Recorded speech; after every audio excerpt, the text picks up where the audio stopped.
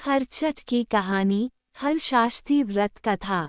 हर छठ का व्रत भाद्रपद माह के कृष्ण पक्ष की षष्ठी तिथि को मनाया जाता है। ये पर्व भगवान कृष्ण के बड़े भाई बलराम जी का जन्म उत्सव के तौर पर मनाया जाता है। महिलाएं अपनी संतानों की दीर्घायु के लिए हल षष्ठी व्रत रखती हैं। हर छठ का व्रत भाद्रपद माह के कृष्ण पक्ष की षष्ठी तिथि को मनाया जाता है। ये पर्व भगवान कृष्ण के बड़े भाई बलराम जी का जन्म उत्सव के तौर पर मनाया जाता है। महिलाएं अपनी संतानों की दीर्घायु के लिए हल षष्ठी व्रत रखती हैं। इस दिन व्रत संतान की लंबी उम्र के लिए रखा जाता है। इस व्रत में महिलाएं दीवार पर पारंपरिक रूप से गोबर का छठ माता का चित्र बनाती हैं। इस दिन भगवान श्री गणेश जी और माता गौरा की पूजा करती हैं। मान्यता के अनुसार इस व्रत में इस दिन दूध, घी, सूखे मेवे, लाल चावल आदि का सेवन किया जाता है। इस दिन गाय के दूध व दही का सेवन नहीं करना चाहिए। इस दिन दोपहर बाद या शाम के समय व्रत की कथा पढ़नी चाहिए।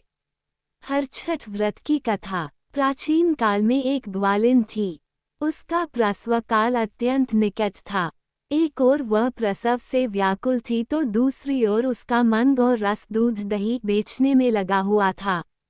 उसने सोचा कि यदि प्रसव हो गया तो गौ रस यूं ही पड़ा रह जाएगा। ये सोचकर उसने दूध दही के घड़े सिर पर रखे और बेचने के लिए चल दी, किंतु कुछ दूर पहुंचने पर उसे असहनीय प्रसव पीड़ा हुई। वो एक झरबेरी की ओट में चली गई और वहां एक बच्चे को जन्म दिया। वह बच्चे को वहीं छोड़कर पास के गांवों में दूध दही बेचने चली गई। संयोग से उस दिन हल षष्ठी थी। गाय भैंस के मिश्रित दूध को केवल भैंस का दूध बताकर उसने सीधे सादे गांव वालों में बेच दिया।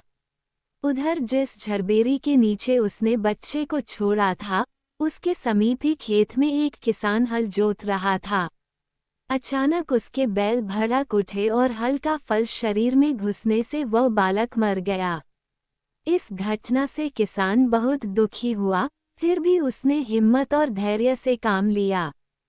उसने झरबेरी के कांटों से ही बच्चे के चिरे हुए पेट में टांके लगाए और उसे वहीं छोड़कर चला गया।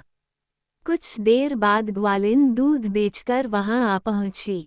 बच्चे की ऐसी दशा देखकर उसे समझते देर नहीं लगी कि यह सब उसके पाप की सजा है।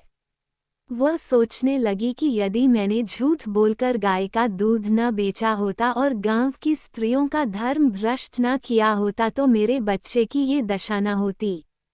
अतः मुझे लौटकर सब बातें गांव वालों को बताकर प्रायश्चित करना चाहिए। ऐसा निश्चय कर वह उस गांव में पहुंची जहां उसने दूध दही बेचा था। वो गली गली घूमकर अपनी करतूत और उसके फलस्वरूप मिले दंड का बखान करने लगी। तब स्त्रियों ने स्वधर्म रक्षार्थ और उस पर रहम खाकर उसे क्षमा कर दिया और आशीर्वाद दिया। बहुत सी स्त्रियों द्वारा आशीर्वाद लेकर जब वह पुनः झरबेरी के नीचे पहुंची तो ये देखकर आश्चर्यचकित रह गई कि वहां उसका पुत्र जीवित अवस्था में पड़ा है। तभी उसने स्वार्थ के लिए झूठ बोलने को ब्रह्म हत्या के समान समझा और कभी झूठ न बोलने का प्रण कर लिया। जिस तरह छठ माता ने ग्वालिन के संतान की रक्षा की, उस तरह सबके संतानों की रक्षा करना। छठ माता की जय।